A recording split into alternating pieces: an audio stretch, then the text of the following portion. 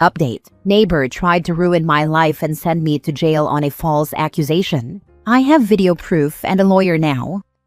Original post: I've been a tenant at my current apartment for 2 years. The apartments are the nicest in my area, and I pay quite a good chunk in rent monthly for a 1-bedroom, 1-bathroom. Everyone in my building has been pretty chill. There's 8 units total, occasional one-off things but nothing serious, until recently. Old downstairs neighbor left, new downstairs neighbor moved in shortly after, about 2 to 3 weeks ago.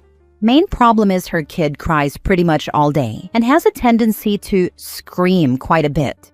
The crying isn't something I'm interested in complaining about, but the screaming definitely warrants addressing because it's clear she's not trying to teach her kid to not scream. It seems more behavioral, not a newborn screaming. I can see the screaming becoming a bit of a problem in the long run. Is it reasonable to tip my landlord or apartment off that this is what I'm noticing? And if it becomes a problem in the future, I'd like to address it? I feel like it's reasonable because it creates a track record. Now for the top comments before reading the update. Kid, as in months old, under 1, not walking yet? That's what infants do. If so, cut that poor woman some slack. Yes, the kid is walking. I forgot to mention the kid and mom were outside yesterday, and the kid was screaming a hell of a lot. I was on my deck. The kid was definitely walking on his own. I'm going to be completely honest though. I have no experience with kids and don't know what exact age that would narrow it down to. Maybe 2 to 4? All these people being like, oh, you can't stop a kid from yelling, would 100% be complaining about someone's dog. I'd rather hear a dog barking than a kid yelling any day. At least they usually stop eventually. Preach. That's exactly what I've been thinking this entire time. But most of these people on Reddit would chew you alive for saying that, so I'm glad you said it. If I had a dog that was barking all day and being a nuisance, it would definitely be on me to either get a single family home or find some resolution to fix it. Get recordings. Get statements from other tenants. It's amazing how collected recordings can save your sanity. We actually took our outdoor cameras down. They deterred nothing at all, and now rely on our phone for recordings. It actually works better because we can hide behind our curtains and record. Now for the update. About 3 weeks ago, I decided to start recording the screams of my neighbor's 3 to 4-year-old kid and reported it to management. Management talked to them, and the downstairs neighbor said she would work on it. The neighbor the next day then made a retaliatory complaint about me saying I walk loud. I'm on the top floor, she's on the bottom. The neighbor left for 9 days and took the kid somewhere else. I thought, wow, maybe they broke the lease and now I'm free of these gremlins. But something in my gut told me this isn't over yet. These types of people are just too dumb and too self-righteous to leave without a fight. So, expecting a war, I purchased and installed 2 Nest cameras inside my apartment, which pick up audio and video 24/7 with cloud storage for 10 days. Yes, I was that sure I was dealing with a reckless person and had to protect myself. When she got back about a week and a half ago, boy did she come back with a vengeance. She started pounding on my floor, her ceiling, with a broom handle or something at all hours of the day, not because I was overly loud, but because she was retaliating against the complaint I originally made, and she was pissed. Every time she banged, I got more footage. It's funny because in the videos, I'd narrate myself explaining the entire situation while she was banging on my floor. Sometimes I'd be in the kitchen eating a Dunkin' sausage, egg and cheese croissant, walk over to the camera and start saying, yes, today is May 22, 2025 at 3:02 p.m. As you can clearly hear, my neighbors downstairs are banging in retaliation to a noise complaint I submitted about them, and just go on these mini rants to the camera. Then things escalated on Sunday, and she would not stop pounding on my floor around 10:30 p.m. She would pound 6 to 8 times, chill for a bit, then go right back to it. I have to say, I admire her consistency, but I'd had enough at this point. I don't pay $1,300 a month in rent to deal with this crap. So I called the non-emergency police line, waited 45 minutes outside my apartment, and let the cops in to ask her what's going on with the noise. She refused to answer the door to the police, but I still got a police incident number and plan to pick up the incident report in person on Tuesday because the police station documentation office was closed on Memorial Day. The next day, Monday, I heard loud knocking on my front door. Strange. Maybe it was the gremlins finally coming to confront me? I ignored it for a minute and it kept going on. So I said, go away, while showing the Nest camera timestamp on my phone in case it was them. Then they announced they were, insert my town police department. Damn. I opened the door and said, hi guys, what's up? They said, we're here on a call regarding your interactions with the female downstairs. And I said, are you talking about the incident from yesterday? They said, no, this is about today. She called dispatch about you 5 minutes ago. Can we please come in? I said, no, but we can go talk downstairs outside the apartment if you'd like. And I left the door open so the police could see me as I got a shirt on and came down with them. The police asked me what interaction I had with her that day, and I said none. I've never talked to this woman before in my life, which is the truth. Then they said she called dispatch and alleged 1. That I was intoxicated, 2. That I had threatened her from my patio, 3. That she was a single mom with a kid, and 4. That we had a relationship together. This is a domestic dispute setup. I showed the cops the video footage of what I was doing for the past hour, literally chilling with my cat, giving him belly rubs and tidying up, recorded from 2 angles. They let me go in 5 minutes. On Tuesday, I went to the police department and got copies of both police incidents, as well as her full name from the incident. I also contacted a friend who is a county prosecutor and retained him as my lawyer to start work on a cease and desist letter. He mentioned she tried to set me up for a domestic dispute because our county has a rule where, if it's a domestic dispute, they can hold you for a minimum of 24 hours. I then went to management and alerted them that they have a tenant who's been pounding on my floor, providing all documentation, written notes, videos, and police reports. They did not give a crap. They literally said, but can we just all have a meeting about this? I'm sure we can work it out. At that moment, I knew how screwed I was. I've been a tenant here for 2 years, pleaded my case for 20 minutes to prove my innocence and how bad this other tenant was. And their main reply was, let's all have a meeting together, hee. So I said, sure, I'll bring my lawyer. We're just going to have to ask her why she falsely informed police that I threatened her, so we can pursue legal action against her. That shouldn't be a problem, right? They replied, oh no. No need to pay an attorney just to come to this freaking clown show. Throughout the rest of the week, I've barely been sleeping, maybe 2 or 3 hours a night. I'm just afraid of her saying something more extreme this time, like he's drunk and has a gun, and the cops kicking my door in and ending my existence. But all evidence is on my Google Drive shared with my lawyer, my family, and an ex that I'm on really good terms with. I've instructed them if I do get jailed or swatted over this, to sue everyone into oblivion. I've provided so much documentation, they'll have a strong case. My lawyer finished the cease and desist letter, which I'm sending to the gremlins below today via certified mail. Then I'll be pursuing symbolic damages via small claims, suing them for $5 for 5 different reasons, $1 a reason, then building a bigger lawsuit against them. I'll also be attempting to work with the police to get a charge against them for false informing. I have promised myself, and whatever entity is out there in this universe, that I will make this woman desolate for trying to ruin my name, frame me for something I didn't do, and potentially have me harmed by police. If it's the last freaking thing I do, I will pursue this to the furthest realms civilly and lawfully. For now, I am fully prepared to move if she does not move by the end of next week, since management is not doing anything. Your property managers suck and are knowingly allowing harassment and possibly endangerment. Bring your lawyer to talk to them too. Yeah, they're manipulative and idiotic. They said that the pounding noises are possibly the pipes. And I said, great, there are no pipes in the floors. Please send maintenance over and we can test that theory. At this point, they're trying to get me to leave the best they can, even though I've been a good tenant, never had a complaint before, and always paid rent on time for 2+ years. They get you to leave, and the next tenant above this monster of a woman may not take such a relaxed approach.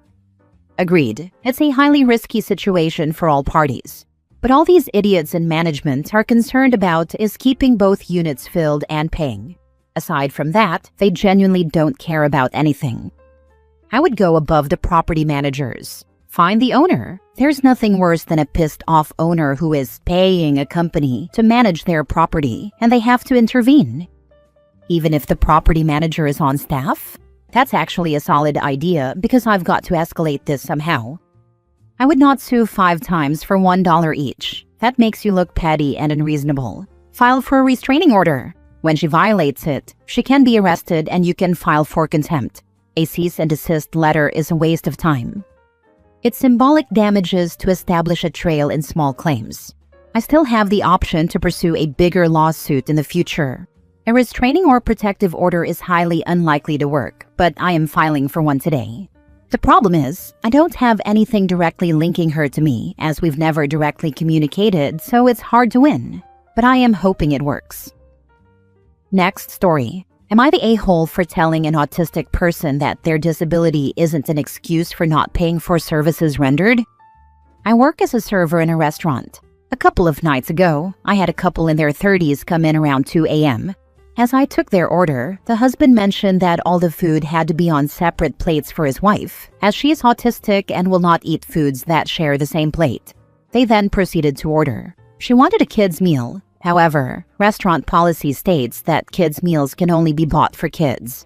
I explained this policy and that everything on the kids' menu is available to adults for a slightly higher price. In total, it came out to about $1.50 more. The husband agreed, and I sent the order to the kitchen. We were a little busier than normal, as it was homecoming weekend and we had lots of big parties. About 20 minutes passed, and the husband flagged me down and stated that his wife was having a panic attack and they needed to pay for their drinks and leave. I asked for 1 second to make the kitchen aware that their order was no longer needed, and he agreed. When I went to the kitchen, I was told the food was already prepared, so I asked for it to be boxed to go. I returned to the floor and explained that the food had been prepared, and I was having it boxed to go for them. The wife then stated that, because of her panic attack, she would not be able to eat. I explained that I was sorry she had a panic attack, but as they had come into the restaurant, ordered the food, and it was already prepared, they would be expected to pay for the services rendered. However, I would comp their drinks if they would like. She then asked why she should have to pay for food she wouldn't be able to consume, and I simply stated that once the food was ordered and cooked, the company required compensation for services rendered, and that even if they were to stay in the restaurant and not eat any of the food and leave it at the table, they would still be expected to pay for what they ordered. She then reiterated that she had a panic attack and that I should have recognized she was having a medical episode, to which I replied that I am a server and not a trained medical provider, and that if she were being escorted out of the restaurant on a stretcher, then I would make an exception. But as she was currently speaking with me coherently, I failed to see how her medical condition warranted her not paying her bill. Today, I received a complaint they filed with our corporate office, saying that I discriminated against them by making them pay for food that the wife wouldn't be able to consume due to her having a panic attack induced by her autism.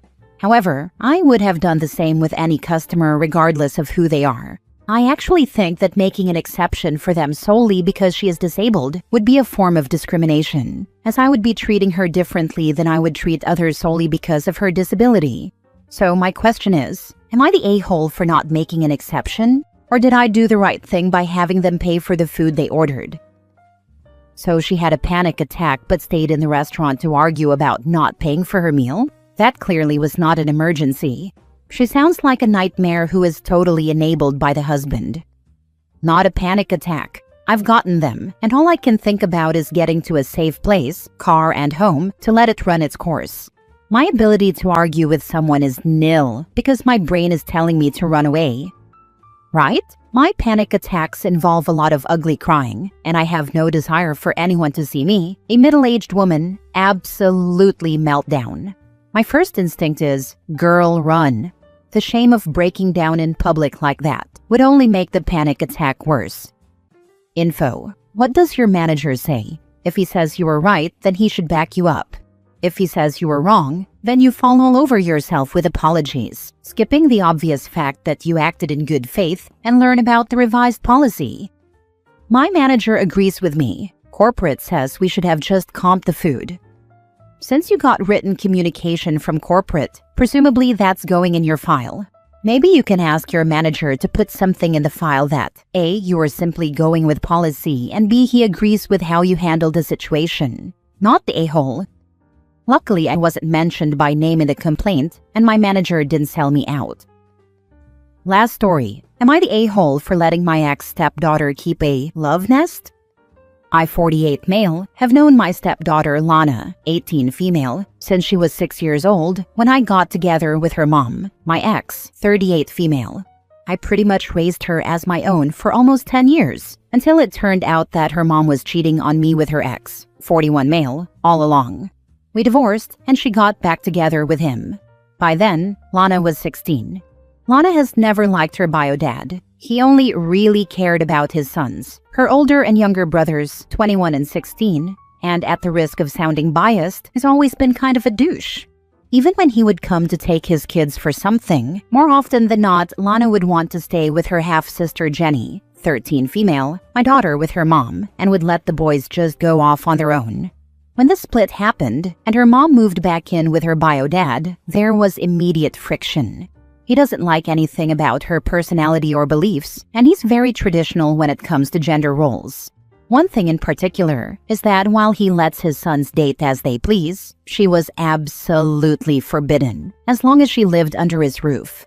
Exactly such an argument came up not that long ago, shortly after Lana turned 18, and she basically threw her things into a few bags/suitcases and stormed out of the house, having one of her friends pick her up. She ended up couch surfing for a while until she asked me if I could help her out. She wanted a place to live, and I was happy to help her get on her feet. I let her move into a small apartment in one of my rental houses that was previously an Airbnb. She pays way under market rate, and I even let her skate a few times in ways that I know any other landlord wouldn't. She frequently has dates and friends over, and she obviously comes and goes as she pleases without any sort of curfew. Somehow or another, my ex and her father seem to keep tabs on her, and they call or text me to complain whenever she won't talk to them. She works and goes to a local community college, and I figure that she's an adult, and her time is her own. The place is a short walk from my house, and Jenny visits all the time, or Lana will even come over here. It's worth noting that I have primary custody of Jenny, and that she didn't want to move and live with my ex and her partner either. My ex-wife has said that it's weird and inappropriate that I even maintain any kind of relationship with Lana at all, and she's especially upset that I am, in her words, letting her keep a love nest and helping her flout her real family's authority. As far as I'm concerned, I have told her before that I will be here for her, and she's an adult and has the right to make whatever decision she wants. Not the a-hole. She is your daughter, blood or no blood. Thank you. I really do feel the same. My dad, who died recently, wasn't my father by blood. I still love and miss him dearly. He took me in when I had nowhere to go and was the kindest person I've ever known. Just because you don't share blood doesn't mean you aren't family. Keeping a love nest. So where did she and the ex go when she was cheating on you? She needs to get off her imaginary high horse. The girl came to you for help after sofa surfing because she doesn't want to be near them. Would the mom rather her be on the streets than having somewhere safe? You're not the a-hole. They are.